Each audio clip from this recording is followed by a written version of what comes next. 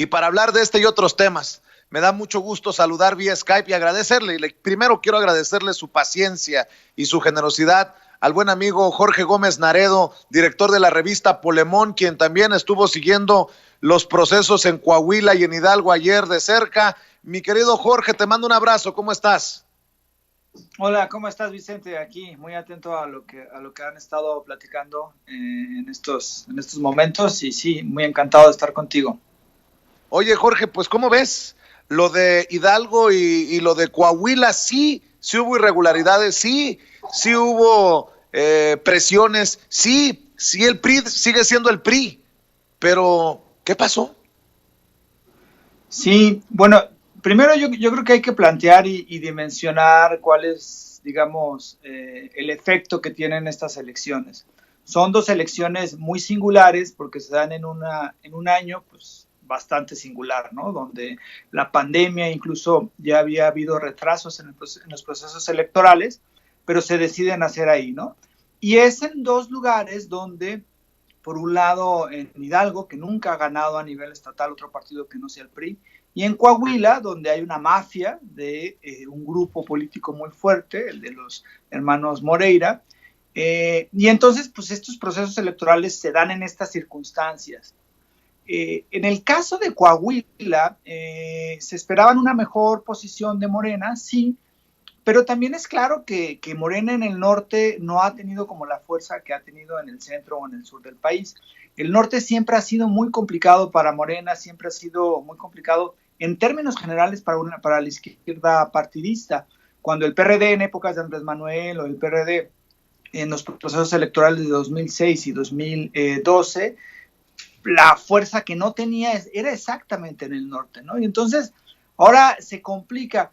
Esto, digamos, más allá de las cuestiones de crítica interna que se le puede hacer a Morena, es por un caso ello, ¿no? En el caso de Hidalgo, que sí hubo, digamos, alguna presencia y algunas, se está peleando, digamos, las alcaldías, que son las alcaldías con más gente, que tienen mayor número de población, Pachuca, Tezayuca.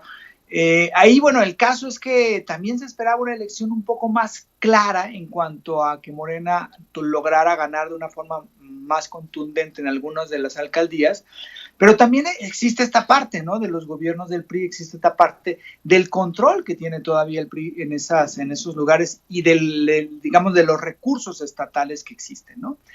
A mí lo que me parece es que la oposición, de la oposición se busca, digamos, contar una especie de narrativa donde este sería el primer gran fracaso de Morena y donde esto desarrollaría o se seguiría desarrollando hacia, digamos, una gran derrota en el 2021, ¿no? Es decir, ellos quieren decir, con estas derrotas, entre comillas, de Morena, pues entonces se espera que en el 2021 el PRI y el PAN retomen al poder o de alguna otra forma ganen. Y yo creo que ese es un análisis un poco fallido, así como fue que iba a haber una gran triunfo de Morena en estos dos procesos electorales. Una, porque si quitamos el efecto Andrés Manuel en 2018, en Coahuila había ganado en 2016, si no recuerdo, no, en 2017, que fue que ganó Riquelme, la gubernatura por una cantidad muy amplia con respecto a Morena, ¿no? Y la segunda posición había sido una alianza que la encabezaba el PAN, ¿no? Entonces, digamos que hay un avance en cuanto a votación en Coahuila, pero no está esta cuestión en que pudo haber sido competitivo Morena, y creo que es así donde existe un problema en cuanto al futuro que se avecina. Y en el caso de Hidalgo, sí, se esperaba una mayor fuerza, pero también hay que tomar en cuenta que este voto duro priista no ha dejado de existir, que la compra de votos no ha dejado de existir, que el uso de la pobreza con fines electorales, como es en el caso de Hidalgo especialmente, pero en el Estado de México y en otros casos, continúa, y que los cacicazgos locales, digamos, las fuerzas locales no han desaparecido ni desaparecieron con la presidencia de Andrés Manuel ni con la llegada de Morena al poder, ¿no? Entonces, creo que hay que ver todas estas cuestiones más locales y que es algo que ha fallado a Morena y que ha tenido una incapacidad para lograr formar liderazgos en estos espacios locales más allá del liderazgo de Andrés Manuel.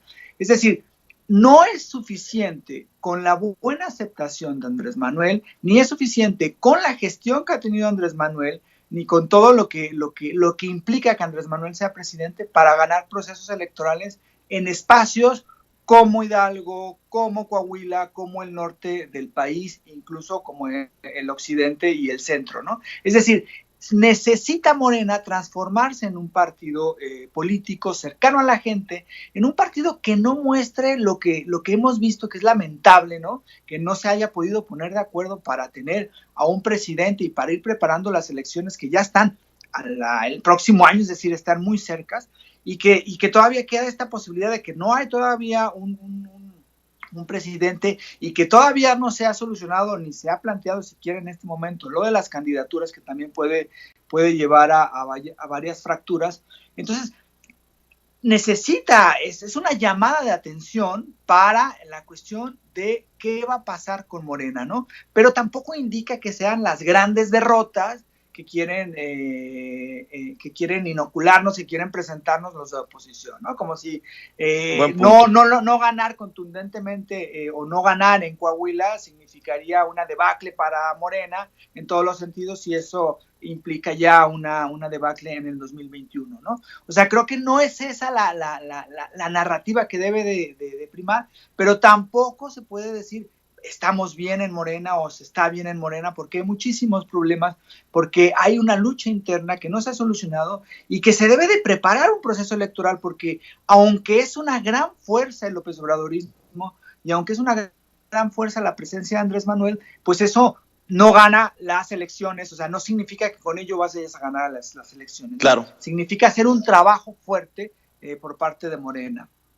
Ahora, déjame preguntar, ¿cómo viste a la autoridad electoral para castigar o para prevenir delitos electorales? Porque de que hubo irregularidades, y estas son las primeras elecciones en las que los delitos electorales son delitos graves y pueden ameritar prisión preventiva. De hecho, déjame ponerle a la gente, déjame mostrarle cómo a través de un perifoneo lo que buscaban era de convencer a la gente de que no saliera a votar. Entendió el que entendió. Obviamente decían que era por cuestión de COVID, pero en tiempo de elecciones esto a todas luces fue irregular. ¿Quién envió este perifoneo? ¿El gobierno de la ciudad? ¿El gobierno estatal? ¿Quién? Vamos a ver y escuchar Jorge Gómez Naredo. Ya que esta zona es catalogada como de alto contagio de coronavirus. Solo indispensable. Si es posible, quédate en casa, pero quédate en casa.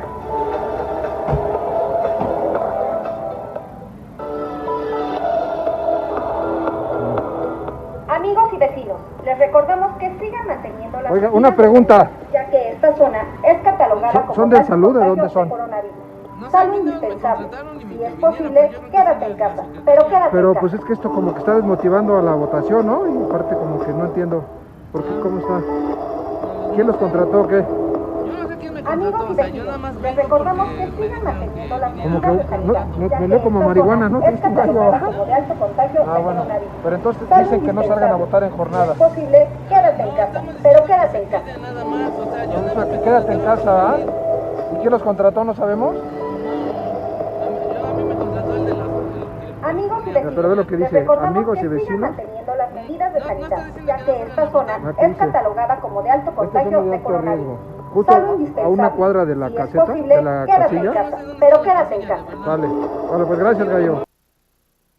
A una cuadra de la casilla, mi querido Jorge Gómez Naredo, y solo por mencionar una irregularidad, ¿alguien puede aplaudir este perifoneo por cuestiones de la pandemia? ¿Quién los mandó? En fin, lo de la quema de una casilla por ahí, que ya reportábamos desde ayer algunos medios independientes, las irregularidades que nos contaba la gente, en fin, mi querido Jorge Gómez Naredo, desde mi perspectiva también fue una oportunidad, salvo que nos diga otra cosa la autoridad electoral, fue una oportunidad perdida para la autoridad para hacer cumplir pues esta nueva ley. Sí, sin duda hubo una elección donde los gobiernos estatales participaron, donde los gobiernos municipales también participaron y donde hubo una constante en irregularidades, tanto en Hidalgo como en Coahuila. Es decir, no podemos nosotros tapar con un sol, ni la autoridad electoral, las estatales y la federal puede tapar eso. Esto es algo que se da, esto es el PRI, ¿no? Es decir, las prácticas priistas existen, no han desaparecido, y habría que ver hasta qué punto legalmente se puede ir hacia allá, ¿no? O sea, pero es evidente que la autoridad electoral, y por la forma en cómo fueron electas las autoridades estatales electorales y las autoridades estatales federales electorales, que hay un problema en cuanto a se cumple o no se cumple la ley. Por ejemplo, ayer Ciro Murayama, en lugar de estar analizando y en lugar de estar recibiendo información y en lugar de estar viendo qué es lo que sucedía realmente en las elecciones en Hidalgo o lo que sucedía en las elecciones en Coahuila, pues se dedicó a encabezar una especie de linchamiento a la próxima secretaria general de Morena, ¿no? Citlali Hernández, lo cual pues no es una tarea de la autoridad, no es una tarea poner en Twitter quién está violando, quién no está violando la ley o qué se está realizando, sino que su tarea es estar al tanto de cada una de las irregularidades y dar los resultados que significan. Ahora, ¿hasta qué punto se va a poder comprobar o no se va a poder comprobar estas irregularidades? Pues habría que establecerlo ahí, pero sí queda claro que hubo en este proceso las mismas prácticas que existen y que han existido y que han sido muy características de los gobiernos encabezados por el PRI, ¿no? Es decir, la compra de votos, este tipo de amedrentamiento, esta utilización de estas grabaciones que tienen un impacto, y en elecciones cerradas, como pudieran ser las de Hidalgo en algunos casos, pues pueden llegar a afectar. Esto, claro, en el contexto de una elección muy singular donde pues hay baja, es muy poca la gente que va a votar, una baja participación. Aparte, esto hace que haya todavía menos participación, y como no hay ni candidatos a gobernadores ni candidatos a presidentes municipales, sino solamente alcaldes en el caso de Hidalgo y a diputados locales con Coahuila, pues entonces tiende a ser muchísimo menor el número de participación de la gente. Y si le agregas estas irregularidades y si le agregas algún tipo de presión y si le agregas amedrentamiento y todas estas cuestiones, más todas las prácticas cotidianas que se le dan, pues entonces estamos viendo que no fueron unas elecciones tan limpias. Hace no mucho, en México necesitaba la oposición al PRI y al PAN ganar con al menos 5 o 10 puntos de diferencia para que, una, se respetaran los resultados, y dos, las autoridades electorales que siempre han estado, porque esas autoridades las ponen los grupos políticos y las imponía el PRIAN, pues para que se respetaran, y ellas no respetaban los reglamentos y ellas no hacían nada por las irregularidades. Habría que ver hasta qué punto se puede pelear, y seguramente va a haber quejas especialmente en el caso de Hidalgo, sobre este tipo de irregularidades. Pero sí, es un proceso largo. O sea, no solamente se acaba por decreto esta cuestión de no fraude electoral, de que se haya puesto como un delito cualquier tipo de relación con el fraude electoral, sino que es un proceso que tiene que durar, que tiene que estar, que se tiene que dar y que se tiene que exigir y que se tiene que castigar.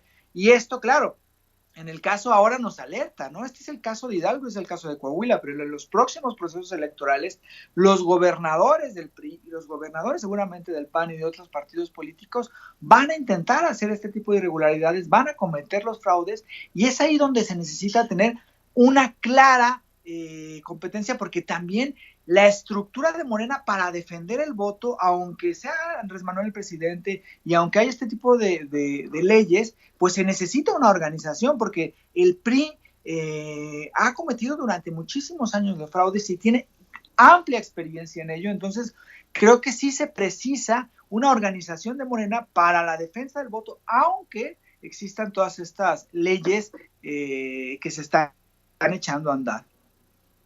Pues mi querido Jorge Gómez Naredo, yo voy a invitar a las personas para que sigan apoyando las trincheras independientes como el de la revista Polemón. ¿Por qué no le dices a la gente que nos está viendo y escuchando en dónde encontrar la cobertura? Sí, nosotros estamos, es polemón.mx, es un proyecto que tenemos ahí ya bastantes años, Nos encuentran en Twitter en Revista Polemón y en Facebook también en Revista Polemón, y a mí me encuentran como JG Naredo en Twitter o como Jorge Gómez Naredo en Facebook, y pues ahí estamos en las trincheras dando información y haciendo el esfuerzo para que pues estas cuestiones se sepan, para que estas cuestiones, luchar contra los grandes medios de comunicación que parece ser que siguen ahí coleteando, ¿no? Así es, mi querido Jorge, pues aquí estamos a la orden y estamos juntos en esta labor, en este objetivo de tener una audiencia mejor informada desde nuestras trincheras. Te mando un abrazo. Igualmente, Vicente, un abrazo a ti y a todos, tu auditorio muy crítico, y muy contento de estar aquí contigo. Gracias, es Jorge Gómez Naredo, director de la revista Polemón.